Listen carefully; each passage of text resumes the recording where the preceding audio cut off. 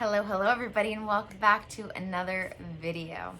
I'm Ann Blackwood, your Silicon Valley Sage Sister, here to bring consciousness to the forefront of your daily life to make life a little kinder and simpler. I want to talk about taking things personally, specifically today. Especially when it comes to things that other people do. The way I think about it is it's kind of like eating someone else's garbage. Why would you want to do that? It's one thing to take into account things that other people have to say, that they think. When it comes to people in your trusted circle, especially if you've asked for whatever information it is you're being given. But when it comes to taking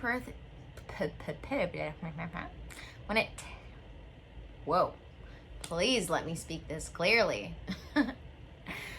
When it comes to taking things personally out in the world, especially out in public around strangers, it's like literally watching someone throw a piece of garbage on the ground and picking it up and eating it. Like, what's the point?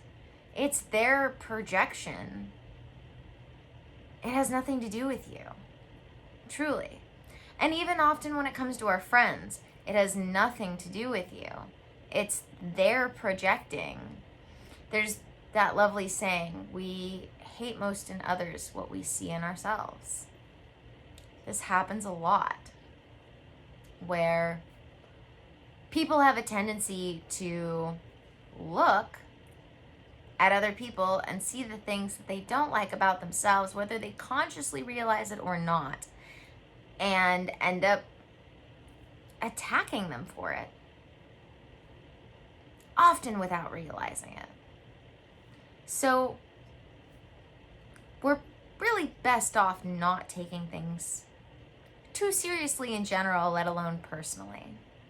Because often it doesn't have anything to do with us, actually. Secondly, even when it does have to do with something we're doing, taking it personally very, very much gets in the way, in the stereotypical sense of thinking about taking things personally. Like getting upset about it. If you're gonna take something personally, obviously the best way to do that is to do it in a way in which is constructive. If you want to take something personally, rather than get upset about it, because that's what most people think of when they think of the concept of taking it personally. It's when you say that, people think of someone getting upset about something because they feel it's directed at them. When we can take things personally in constructive ways, like not exactly internalizing it in the stereotypical sense, but taking it in, contemplating it, asking yourself, is this true? This person just said this, is this true? And what can I do about it? Rather than looking at it and being like, well, they and their mom and, well, their relationship with their, drop the drama. I should have that be a hashtag for a day. I do hashtags on Instagram every day. So, we have Mindset or Mantra Monday. We have Truth Bomb Tuesday, which I got from Teal Swan. Thriving Thursday or Throwback Thursday. Wellness Wednesday, etc., etc. I have What I'm Grateful For Friday. Maybe we should have a Drop the Drama day as a day consistently on Instagram. I think that would be good. I'll figure out what day to add it to. Anyway, I wasn't in love with Wellness Wednesday anyway, because to me that it's regularly done by lots of people, which isn't a problem. I'm not trying to be unique, because that would be silly. But it would be fun to do something that not a lot of people are attributing lots of things to. Anyway, if there's any mantra that you can live by on a daily basis, drop the drama is a good one. Because you can apply it to everything. Like not taking things personally. Recognizing that when you see things happening in the world around you, that most often they have nothing to do with you, or even if they have a little bit to do with you, that little bit is a little bit, and the rest of it does have to do with something else. So even if you've made someone upset by what you've done, more likely than anything else, they're probably not upset about what you did. They're probably upset about something their dad did 10 years ago, and they don't even realize it. So when you do it, they get upset. Whether it's right for them to do so or not.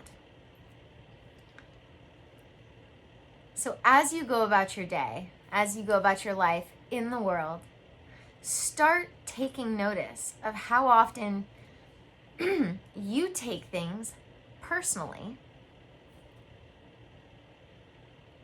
And then start figuring out little things you can do to remind yourself to stop doing that. You know, like for instance, if you're not taking things personally, things aren't going to bother you as much. So even if you're not breaking it down to the bare bones of why you took it personally, even noting the fact that somebody cut me in the grocery store, I feel like my time is valuable. Therefore, them cutting me bothers me. I feel like these morals or values are important. Therefore, because they're my values and I feel like they're values that should be important, I took it personally. As where if you're not taking something like that personally, the thought process is, oh, that person cut me. They must just not be paying attention, or they must just not care. I'm not in a hurry. I'm just going to let it go. Or honestly, even if you don't want to let it go, being polite and being like, hey, excuse me, sorry, I was here. Just being polite about it. It doesn't have to be a big deal, even if you do want to confront them about it. But you see the difference. There's a difference between my time is valuable and they're not paying attention to me, and that person must have a lot on their mind, or they must just not be paying attention.